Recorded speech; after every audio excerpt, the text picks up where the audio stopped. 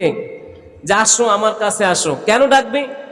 ইয়াউমা ইউকশাফু আন সাকিউ ওয়া ইউদআউনা ইলা সুজুদি ফালা ইস্তাতিউন খাশিয়াতান আবসারুহুম তারহাকুহুম যিল্লাহ ওয়া ক্বাদ কানু ইউদআউনা ইলা সুজুদি ওয়া হুম সালিমুন।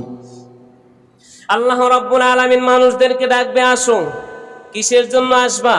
সারাদিন পৃথিবীর মধ্যে তুমি মানুষকে দেখাই দেখাই সেজদা করছো, রুকু করছো, তাশাহুদ পড়ছো, নামাজের ভান ধরছো, নামাজের স্থানে গেছো, মসজিদে গেছো, ঘরেতে বসে পড়ছো, দোকানে বসে পড়ছো, যে কোনো জায়গায় বসে তুমি রবের দরবারে সেজদা দিছো। কার জন্য সেজদা দিছো? আমি আল্লাহর জন্য দিছো না মানুষকে দেখাবার জন্য দিছো? আসো আমার দরবারে, আসো, একটা সেজদা দিয়ে দেখাও।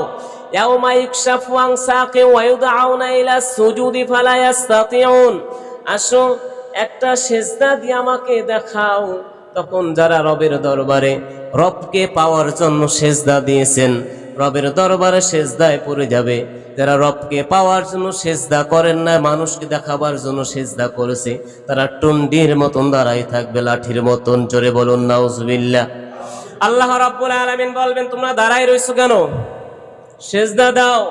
তখন তাদেরকে বলা হবে, তোমাদের সামনে কোরআন উপস্থাপনা করা হয়েছে, তোমাদের সামনে হাদিস উপস্থাপনা করা হয়েছে, তোমাদেরকে লক্ষ লক্ষ কোটি কোটি মসজিদ জায়গায় জায়গায় তৈয়ার করে, মাহফিল করে, জলসা করে, মজলিস করে তোমাদেরকে জানানো হয়েছে, কিন্তু তোমরা বিশ্বাস করো না। কাফেরদের মতন তোমরা মনে করছো কিয়ামত হবে না, তোমরা মনে করছো রবের দরবারে হাজিরা দেওয়া লাগবে না, তোমরা মনে করছো দেহের মধ্যে প্রাণ চলে গেলে আর দেহ প্রাণ দিতে পারবে না, এই জন্য তোমরা সেজদা করো না রবকে পাওয়ার জন্য।